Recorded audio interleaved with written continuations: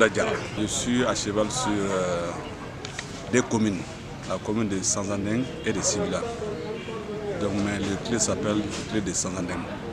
Bon, Bill Diarra fera un plan d'action élaboré, c'est-à-dire que les actions qu'on va mener avec pour accompagner les clés après le retrait de l'ONG GFORCE. Donc, on a un plan élaboré. Ce plan a été élaboré en commun accord avec les bureaux de clés. Donc, on a trouvé que vraiment, pratiquement, il n'y avait pas un canevas bien défini. On a dû vraiment uniformiser les canevas.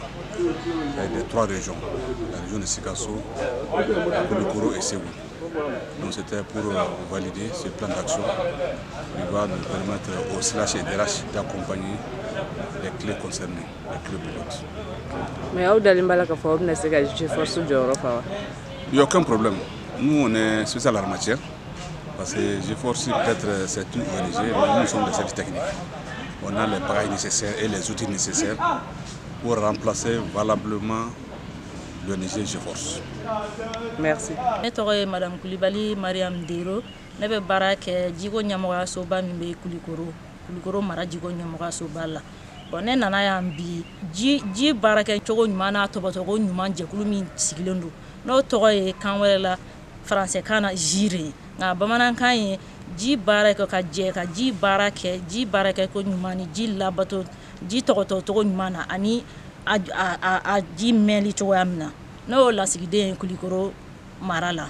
Bon, anana yambi Sikasso antu nana jamana kono région saba ina Sikasso ni Koulikoro ni Ségou. Où est fin d'eau créé, où est la diade d'eau créée, notre comité local de l'eau. Bon, avec région Saba Bella. Donc, région Taote Clénier, avec Koulikoro, avec comme avec Ségou, comme avec Sikasso. Donc, au comité local de l'eau, il y a la nini d'oké.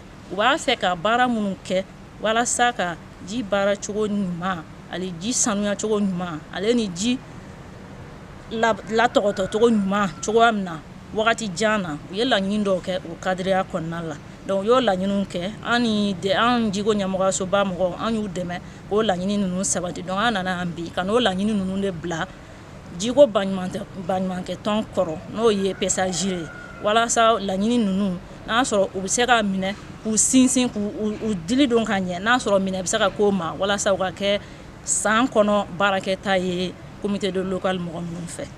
Mais bi lajɛ y'a yira k'a fɔ faamuyabaliya caman de tun bɛ fɛn in kɔnɔna la wagati dɔw la région tɛ kelen cogoya min na an ka baarakɛcogo ma kɛ kelen ten donc o kɛra gɛlɛyani dɔɔni ye a ko la wa bi ta kɔni tun ye k'a lajɛ n'a sɔrɔ laɲini minnu kɛla n'a sɔrɔ u bɛ se ka minɛ i b'a fɔ bolo min bɛna kɛ baara kɛcogo ye san kɔnɔna la bi ta tun y'o cadre nka laɲini ninnu bilalen kɔfɛ kɛnɛ kan bɛɛ ɲɛna an y'a ye k'a fɔ faamuyabaliyaw nana la fɛnmisɛnninw nana la dafabaliyaw ni fɛnmisɛnninw b'a la donc an bɛna a lajɛ o bɛɛ mana fara a kan an bɛna o laɲini minnu kɛra hakɛ minnu ka kan ka fara a kan an bɛna a lajɛ k'o bɛɛ fara a kan n'o bɛɛ farala a kan donc an bɛna a lajɛ o la sisan n'a sɔrɔ an bɛna ni lajɛ ɲɔgɔn wɛrɛ kɛ ka a bɛɛ dakɛɲɛ a bɛɛ bilalen cogoya kelen na k'o yira bɛɛ la ka sɔrɔ ka tɛmɛ ni a baara ye san kɔnɔ walima donc bi ta kɔni tun ye nin cogoya ye.